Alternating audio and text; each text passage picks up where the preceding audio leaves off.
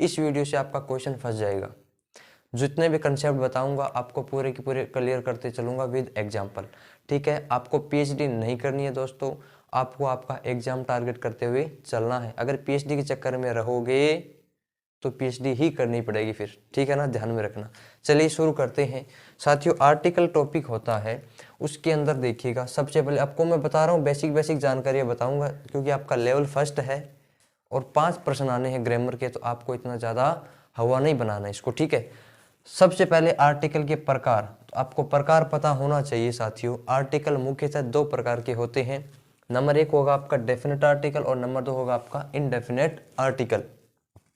Definite का आपको नाम से ही पता चल रहा है आपका निश्चित आर्टिकल हो जाएगा, ठीक है ना, निश्चित आर्टिकल हो जाएगा। और इनडेफिनेट का मतलब हो जाएगा आपका अनिश्चित आर्टिकल, ठीक है ना। याद रखिएगा, जो डेफिनेट आर्टिकल है उसको अपने द से आपका डिनोट करेंगे, और जो इनडेफिनेट आर्टिकल है उसमें 2 आर्टिकल हैं, या तो ए या ए एन, ठीक है। ये आपके आर्टिकल के प्रकार हो गए। प्रश्न ऐसा भी बन सकता है कि इनमें से बताइए डेफिनेट कौन सा है, इनडेफिनेट कौन सा है, तो बनने के हिसाब से ये प्रश्न भी अपने आप से बन सकता है। फिर अपने शुरुआत में लेके चलते हैं, आर्टिकल ए या ए एन की बात करता हूं मैं, तो देखिएगा एग्जाम्पल से समझने की कोशिश करोगे तो आपको ढंग से समझ में आएगा, क्योंकि आपको इधर कोई डेफिनेशन नहीं पूछेगा, आपको एग्जाम्पल ही मिलेंगे। यूज ऑफ आर्टिकल आप एग्जाम्पल के थ्रू ही सीख सकते हो, क्योंकि आर्टिकल की जो कंसेप्ट है वो आप एग्जाम्पलों में लगाओगे तभी इसको अच्छी तरह से समझ सकते हो, ठीक है ना। चलिए सबसे पहले मैं आपको बता रहा हूँ इसके बारे में, आर्टिकल ए और ए एन के बारे में, तो मेरी बात थोड़ा ध्यान से सुन लेना भाई। एक मैं शब्द लिख रहा हूँ साथियों वोवल, और एक मैं इसके साथ लिख रहा हूँ आपका कॉन्सोनेंट, कॉन्सोनेंट, ठीक है। नोट्स मेकिंग पैटर्न पे चलेंगे, बातों को समझोगे सुनोगे तो अच्छा समझ में आएगा, ठीक है ना। वीडियो को शुरू से अंत तक आपको देखना है, वरना बीच से देखोगे तो क्या ही सीखोगे, फिर वही बात है, समझ में नहीं आएगा आपके, ठीक है ना।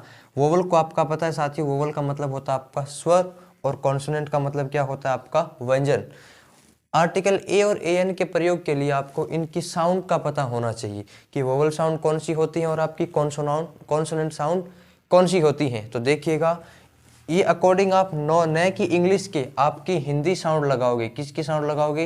हिंदी, क्योंकि आर्टिकल ए और ए एन है ना, वो मीनिंग के अकॉर्डिंग नहीं लगता साथियों, वो उच्चारण के अकॉर्डिंग लगता है, प्रोनाउंसिएशन के अकॉर्डिंग लगता है, ठीक है ना। तो देखिएगा मैं आपको बता दूं, जिस भी नाउन के साथ, क्योंकि आपको पता है आर्टिकल हमेशा नाउन के साथ ही लगेंगे, ठीक है ना, जिस भी नाउन के साथ अगर आप आर्टिकल ए या ए एन का प्रयोग करें तो आपको सबसे पहले ए का प्रयोग कब किया जाएगा और ए एन का प्रयोग कब किया जाएगा ये पता होना चाहिए। तो सुनिएगा, अगर कोई भी नाउन है उसका जो इनिशियल लेटर है, प्रथमाक्षर है, जो आपका प्रथम अक्षर है, अगर उसकी ध्वनि उच्चारण के अकॉर्डिंग, एक बार फिर से बता रहा हूँ, उसकी ध्वनि उच्चारण के अकॉर्डिंग अगर आपकी क्या मिले, स्वर मिले, तो आर्टिकल क्या लगा दोगे? ए एन लगाओगे, ठीक है। अगर उच्चारण के अकॉर्डिंग अगर आपको स्वर नहीं मिलती है तब आर्टिकल क्या लगा दोगे? ए लगा दोगे, क्योंकि अगर स्वर नहीं मिलेगा तो आपको कॉन्सोनेंट साउंड ही मिलेगा, ठीक है ना।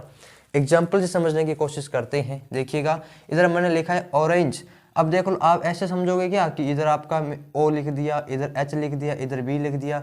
इंग्लिश के अकॉर्डिंग आपकी जो स्वर है वो 5 होते हैं, ए ई आई और यू। तो इसके अकॉर्डिंग इधर ए एन लगा दोगे, इधर ए लगा दोगे, फिर इधर ए लगा दोगे, फिर इधर ए एन लगा दोगे, इधर ए लगा दोगे।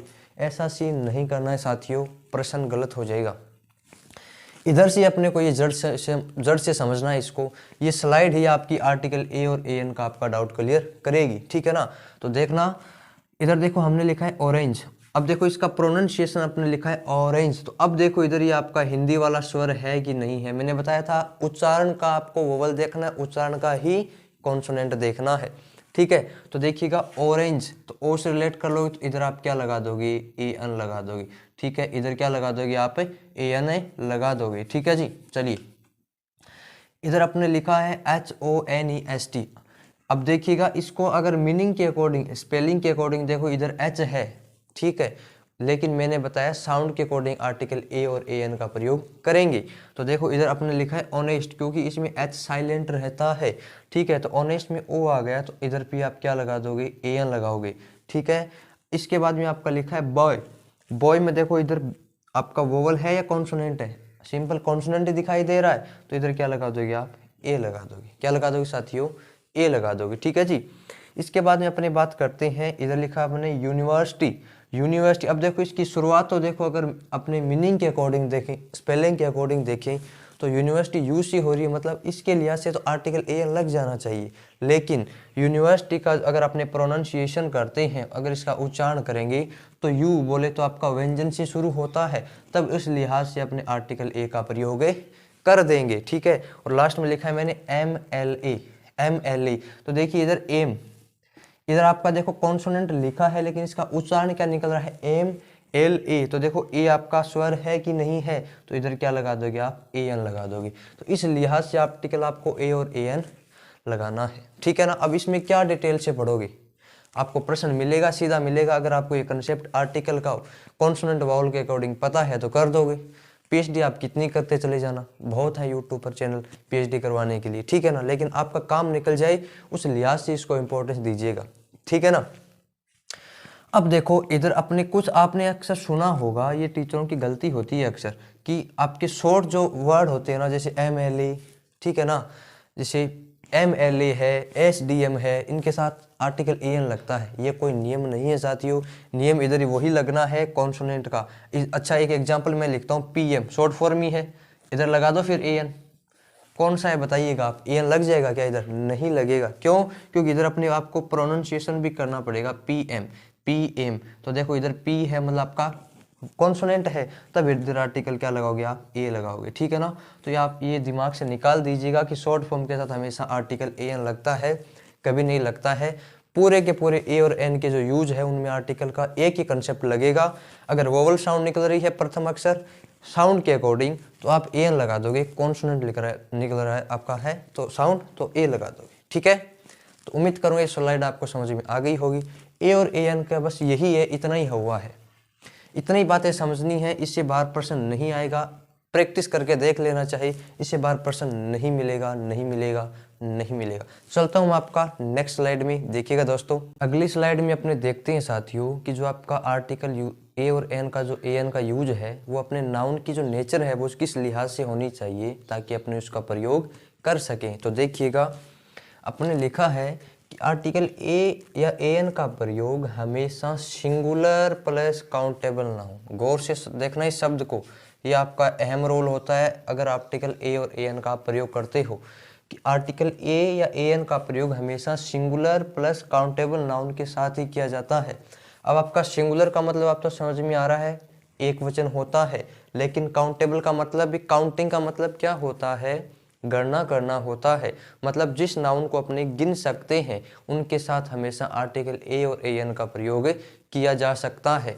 लेकिन याद रहे साथियों, आर्टिकल हमेशा सिंगुलर और काउंटेबल नाउन के साथ किया जाएगा और अनकाउंटेबल नाउन के साथ इसका प्रयोग नहीं किया जाएगा।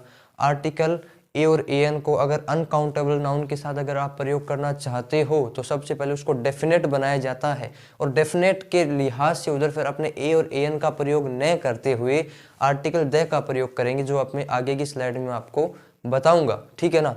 तो सुन लेना भाई, सीधी सी बात है, अगर आप आर्टिकल A और AN का प्रयोग करते हो तो सबसे पहले आपको नाउन का पता होना चाहिए, ये नाउन सिंगुलर है। सिंगुलर के बाद में अगला आपका स्टेप क्या आता है कि वो नाउन क्या होनी चाहिए, काउंटेबल होनी चाहिए, ठीक है ना। फॉर एग्जाम्पल बात करते हैं ये बुक है, सिंगुलर है, बुक को अपने काउंट कर सकते हैं तो ये काउंटेबल हो गई, तो आर्टिकल A और AN का प्रयोग कर दोगे।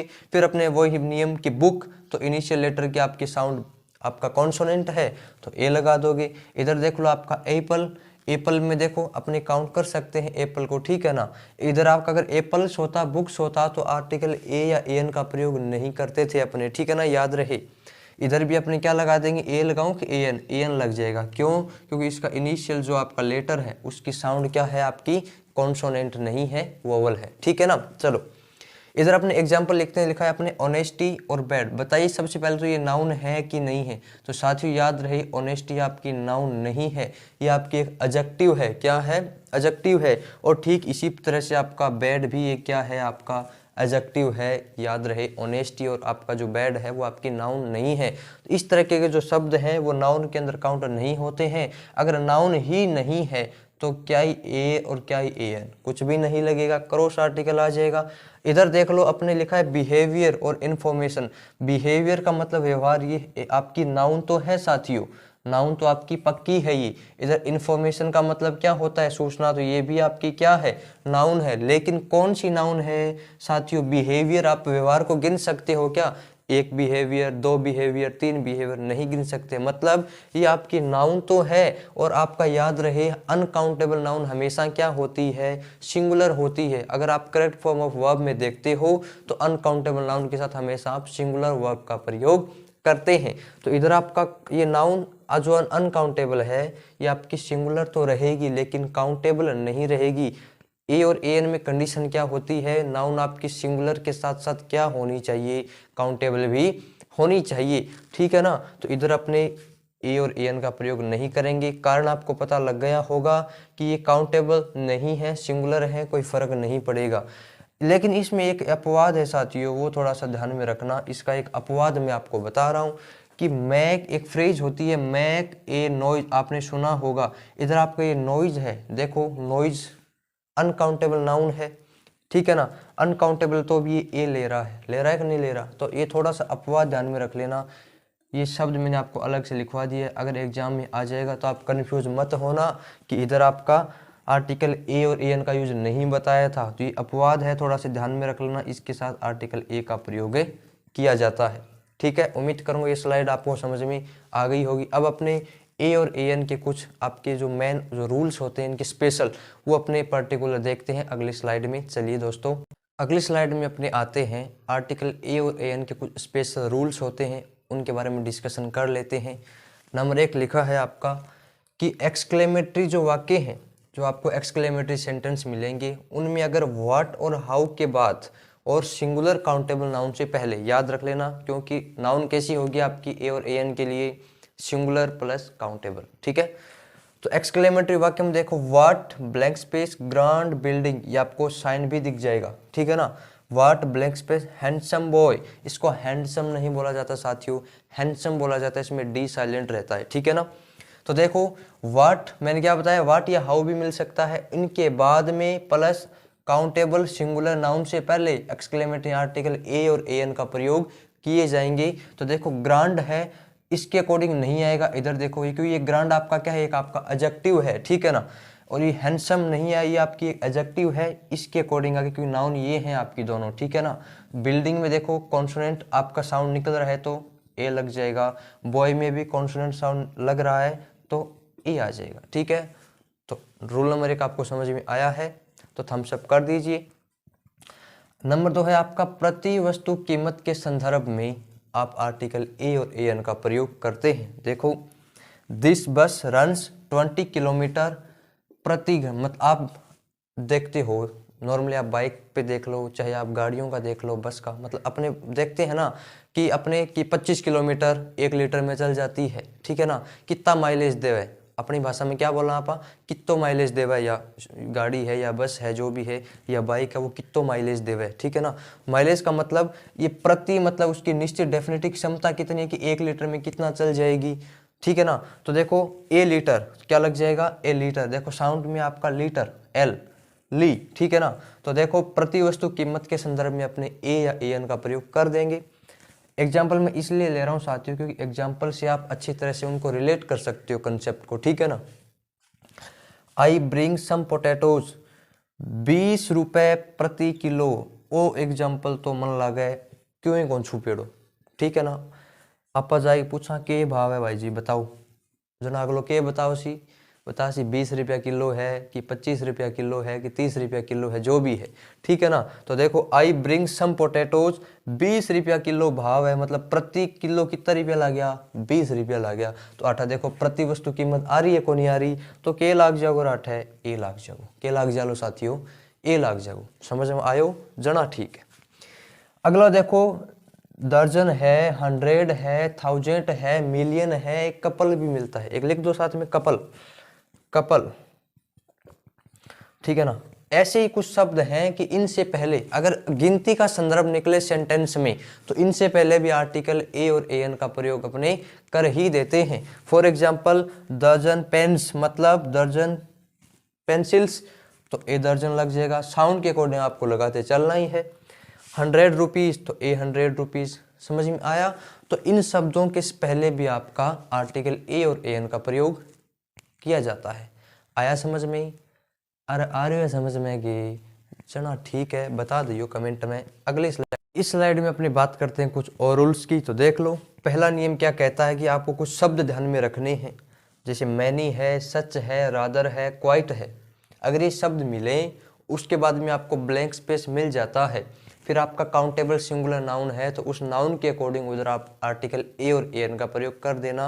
ये शब्द ध्यान में रखना। For example, many a man है, रादर ए पीटी है, सच ए फॉलिश डिसीजन है। इस प्रकार से और भी एग्जाम्पल हैं, लेकिन ये पर्टिकुलर शब्द हैं, कंसेप्ट इनमें कोई लगेगा नहीं। ये शब्द आपको ध्यान में है तो प्रश्न कर दोगे, वरना क्या ही करोगे।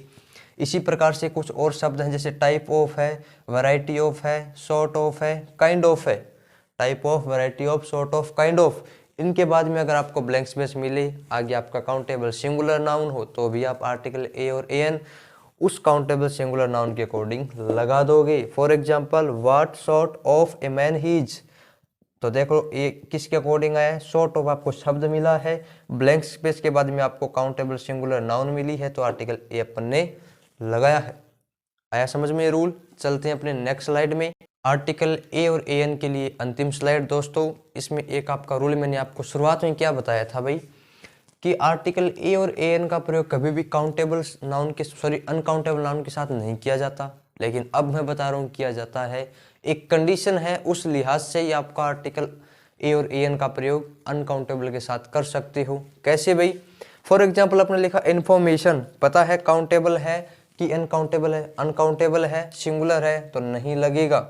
इसी प्रकार से देखो, इधर आपने लिखा ब्रेड, अनकाउंटेबल है तो क्या लग जाएगा? कोई भी आर्टिकल नहीं लगेगा। लेकिन साथियों, अगर इन अनकाउंटेबल नाउन के साथ अपन जैसे कोई इनका विभाजन कर देते हैं, पार्टीशन कर देते हैं या सेपरेशन कर दें, तब आर्टिकल ए और ए एन का प्रयोग आप कर सकते हो। इंपॉर्टेंट रूल है, कंफ्यूज कर सकता है, मैंने डाउट आपका क्लियर करने की कोशिश की है। ठीक है, देखिए, पीस ऑफ इंफॉर्मेशन मतलब कोई भी सूचना का कोई एक भाग है, निश्चित हो गया एक भाग, तो पूरी सूचना कोई निश्चित नहीं है, लेकिन उसका एक भाग क्या होता है आपका? निश्चित होता है।